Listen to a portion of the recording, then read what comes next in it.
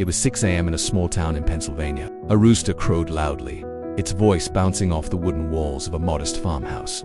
There were no alarms, no buzzing phones. That meant laundry. Her knuckles would turn raw by noon. A boy might wear the same hat for 3 winters. He had an early delivery to make nailers and tools for the growing town of Lancaster. At 15, he was old enough to handle the horses and wasn't earning his keep. George looked at the boy beside him. His brow creased in concentration as he adjusted the harness. Hard work started early these days. They didn't have much, but they had each other, their faith, and the hope of a brighter tomorrow. They lived in a time when communities were built on handshakes and the value of a dollar. It was a simpler time, perhaps, or maybe it just seemed that way from the distance of history. What scared them was the unknown, the war in the Pacific, the rumors of disease out on the open range, under the vast expanse of the prairie sky.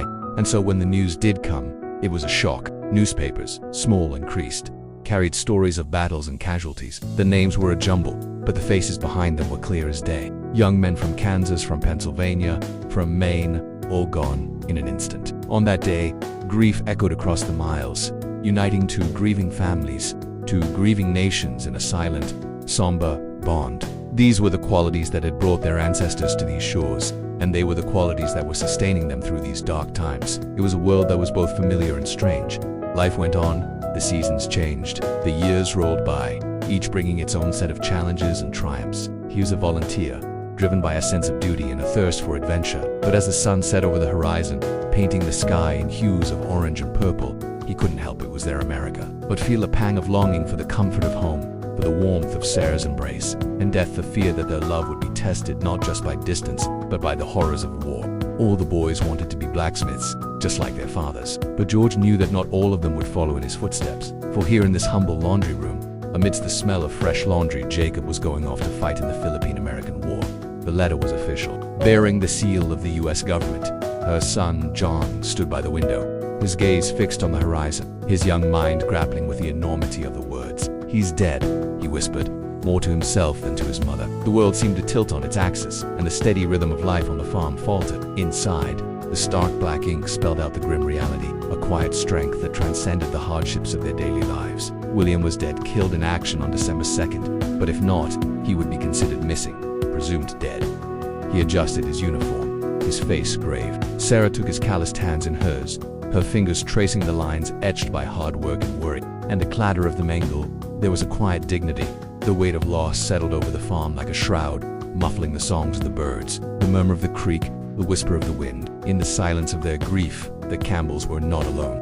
This was their America, a tapestry woven with threads of joy and sorrow, of triumph and tragedy, of sweat and hope. Some would seek their fortunes in the city, drawn by the lights and the promise of a better life. The roads were rough, but he knew every inch of them. And 2 dresses, along with a pair of trousers for her husband Michael, who worked as a teamster. Their daughter, Bridget, was hanging the clothes on the line when she heard the rumble of a passing trolley. "Look at that," she said, pointing to the electric marvel. "One day we'll have one of those in every neighborhood."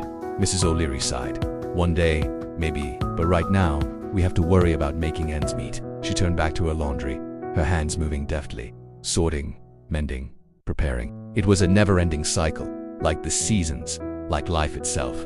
For women, corsets were tight, and skirts were long. He'd been traveling these roads since he was a young apprentice, learning the blacksmith's trade from his father. Back then, the town was little more than a crossroads, but now it was becoming a hub of commerce and industry. He could feel it in the rumble of the wagons and the clank of the trolleys that were starting to run on the outskirts of town. Progress, he thought, straightening a horseshoe. It was both exciting and unnerving. A chicken killed on Saturday was soup by Tuesday and sandwiches by Friday. Fashion was serious but slow. Men wore suspenders, vests, and hats. No man went outside without a hat. Mary Thompson, a 32-year-old mother of 4, stretched beneath a hand-stitched quilt. Everything was made from scratch or bought from the general store: flour in cloth sacks, sugar in cubes, coffee that had to be ground by hand. A block of ice in a wooden box kept things cool for a few days. Milk soured quickly. Butter had to be churned. There were no fridges.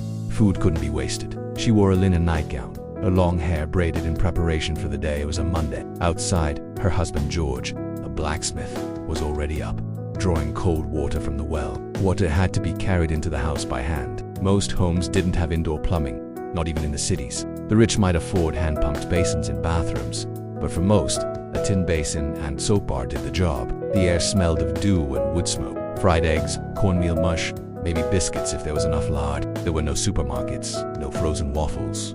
Breakfast was hearty. It was an age where life was lived close to the land, where seasons dictated schedules and where hard work wasn't just a saying, it was a way of life. The morning mist clung to the fields as George Thompson harnessed the horse to his wagon. Letters took weeks to arrive. His son, Thomas, was helping him today.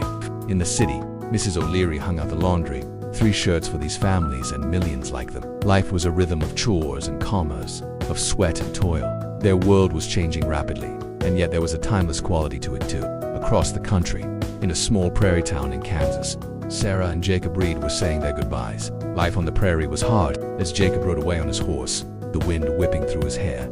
He felt the weight of Sarah's last words echoing in his ears. Be safe. The war was far, far away, where the horse-drawn buggy was yielding to the automobile, where the kerosene lamp was being replaced by the electric light, where the horse-drawn buggy was yielding to the automobile, where the kerosene lamp was being replaced by the electric light. And then one day, a letter arrived, not for Sarah Reed or Mary Thompson, but for Margaret Campbell, whose husband, William, was reported missing in action. Mrs. Campbell sank to a chair, the letter fluttering from her numb fingers. The sun rose and set, casting long shadows over the Campbell's farm. Thousands of miles away, in the heart of the Philippine jungle, Private William Campbell lay buried, his body a casualty of a war that seemed to have no end.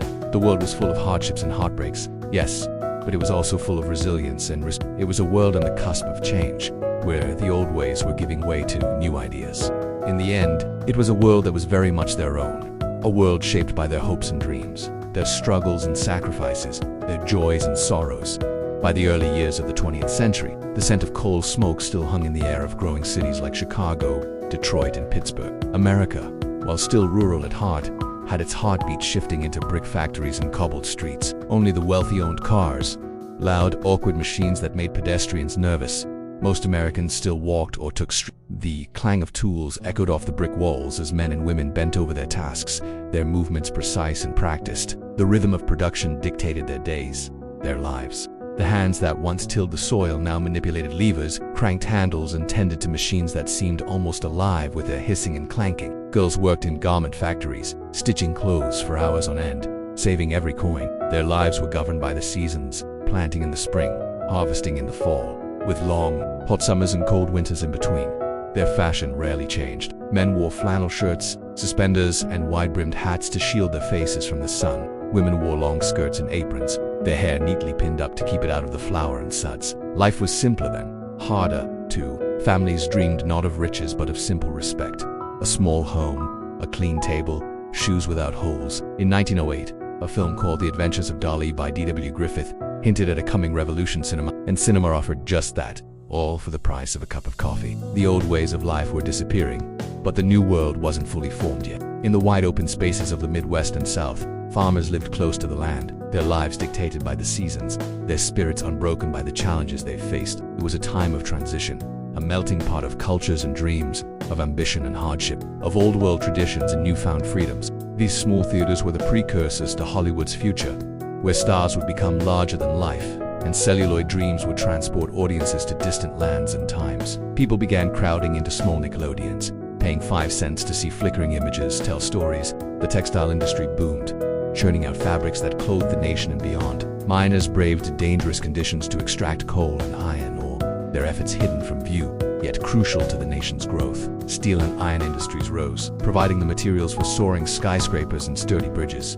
Railroads throbbed with activity, connecting distant markets. Shipping routes expanded, linking America to global trade. For the first time, fiction wasn't just for books. Cities became hubs of industry and trade, attracting waves of immigrants seeking new lives. Inventors and entrepreneurs churned out new products, transforming daily life. The telephone connected distant voices. The light bulb banished darkness. Automobiles promised a new era of mobility, yet it also embodied hope, opportunity, and the promise of a better future. Rural areas also played a vital role, providing the agricultural bounty that fed the growing urban centers. Its story was far from over. The challenges were immense, but so were the dreams. The story of the United States was unfolding, and its next chapter promised to be both exhilarating and uncertain. It was a nation where immigrants could find refuge, where farmers could own their land, and where factory workers could, with calloused hands, build a better life for their children. It could be watched. The idea that all children should receive an education, not just the privileged few, gained traction. Schools, though often modest, One-room wooden buildings with chalkboards and potbelly stoves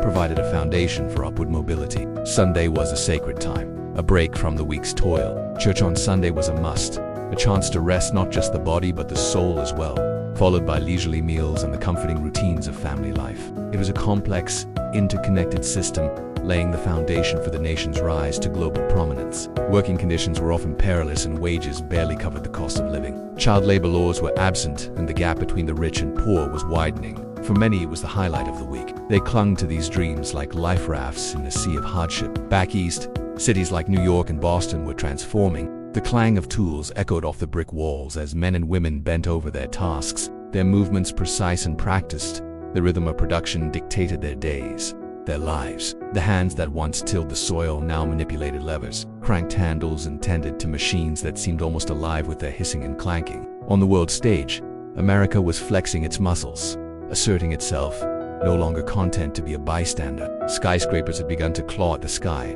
monuments to a new age. The steam hiss of elevators, the rumble of streetcars, and the distant wail of a siren were the soundtrack of city life. Electricity was creeping into neighborhoods, though most homes still glowed by candlelight. It was a time when men wore suspenders, boots with rounded toes and thick wool coats regardless of season. Women, meanwhile, were stepping into long skirts, high-neck blouses and wide-brimmed hats, with parasols tucked neatly beneath their arms as fashion and class demanded. He took on the monopolies, the giants of industry that seemed untouchable. The Trust Busters era had begun. Railroad tycoons and steel kings no longer operated above the law. Roosevelt's strength made America feel proud again, assertive, fair, and modern. The streets weren't quiet. They rattled with the sounds of horse-drawn carriages, newspaper boys shouting headlines, and the occasional horn of an early automobile. Inside the factories, the air was thick with coal smoke, sweat, and the metallic tang of machinery. These factories had become the modern battlefield, not of war, but of effort and endurance. Men worked 10 to 12 hours a day for meager pay, their muscles aching,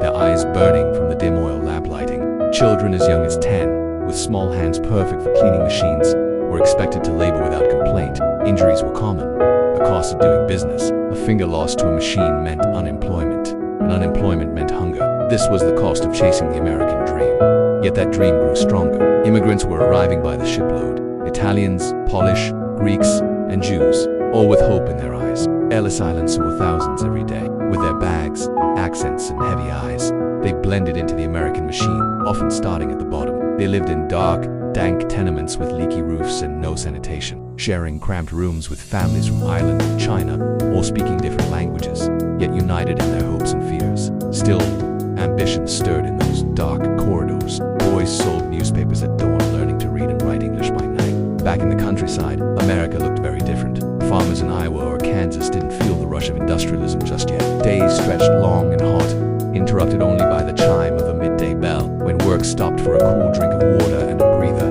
before the sun dipped low in the sky.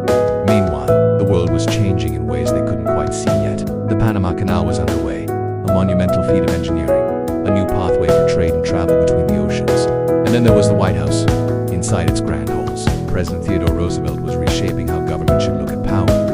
Even entertainment was evolving. The phonograph had made its way into wealthier homes, playing tinny music from wax cylinders, a novelty for some, a cherished possession for others. As the years rolled on, people began craving stories more than ever, tales of adventure, romance, and drama. The turn of the century saw America standing at a crossroads. In the bustling factories and crowded tenements of the East Coast cities, immigrants toiled and dreamed of a better life for themselves and their children. Slowly but surely, the pieces of the American mosaic were falling into place, each contributing to a grand design. A tapestry of cultures, ambitions, and hopes woven together by the threads of a shared dream.